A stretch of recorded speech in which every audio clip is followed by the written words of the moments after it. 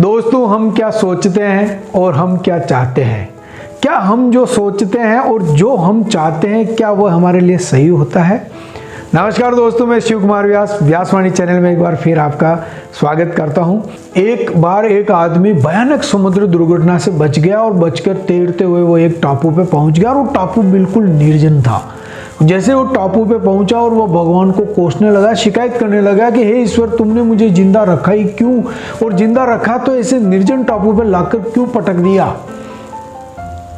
वह निरंतर शिकायत करता रहा और बार बार प्रार्थना भी कर रहा था ईश्वर से कि मुझे जैसे तैसे करके भी इस टापू से बचा ले, मुझे वापस मेरी दुनिया में भेज दे। बेसहारा होकर उस टापू पे उसने एक घास की झोपड़ी बनाई और वहां रहने लगा और खाने के लिए जंगल से फल फूल जो भी मिलता उस टापू पे वो लाके खा के अपना जीवन बसर कर रहा था। एक दिन वो जंगल में खाना ढूंढने गया। जब खाना ढूंढ के वो वापस अपनी झोपड़ी के पास आया तो देखा कि पूरी झोपड़ी जल चुकी थी और राख में तब्दील हो चुकी थी। वो भगवान को कोसने लगा कि ईश्वर, तुमने मुझे एक तो जिंदा बचा दिया, ऐसे निर्जन टापू पे पटक दिया, मुझे वापस अपनी दुनिया में भी नहीं भेज रहा, और एकमात्र जो मेरा सहारा रहने का यहाँ पे था, ये झोपड़ी, इसको भी तुमने आग लगा दी, इसको भी जला दी। और रोते रोते वहीं पे वो बेहोश हो गया। अगले दिन जब उसकी नींद खुली तो उसने अपने आप को एक जहाज पे पाया और नाविक के पास जाकर उसने पूछा तो नाविक ने बताया कि हम इधर से गुजर रहे थे तो देखा कि यहाँ टापू पे धुआं उठ रहा है, और धुआं जहाँ उठता है, जहाँ मनुष्य होता है, आग वही लगाता है, इसलिए हम जब टापू पे आए तो तुम्हें यहाँ बेहोश पाया तो हमने उठा के अपने जहाज में लेकर आ गया। और उस आदमी की आंखें खुली।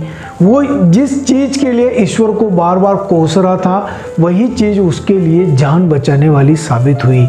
वह ईश्वर को धन्यवाद देने लगा कि आपने जो किया वो सही किया, जो किया वो अच्छा किया, मेरे लिए एकदम सही किया। आग लगने से ही इन नाविकों का ध्यान मेरे पे पड़ा और इन्होंने मुझे बचा लिया।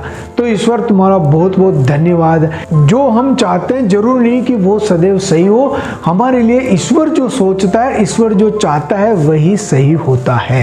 दोस्तों, वह ईश्वर हमारी जिंदगी में हमेशा प्रतिदिन हमारे लिए काम कर रहा है और वो जो कार्य कर रहा है वो सर्वश्रेष्ठ होता है। इसलिए हमारे सोचने पे और हमारे चाहने पर हम कई बार निराश हो जाते हैं। हम जो सोचते हैं वो हमें मिलता नहीं है, हम निराश होके हताश होके बैठ जाते हैं। लेकिन उस कठिन समय में भी ईश्वर हमारे लिए कहीं ना कहीं कार्य कर रहा होता है। इसलिए ईश्वर को बार बार धन्यवाद दो और अपना कर्म करते रहो। जो हमारे लिए अच्छा है वही अच्छा होगा, और जो हमारे लिए अच्छा नहीं हो रहा है इसका मतलब है कि उससे भी ज्यादा अच्छा होने वाला है।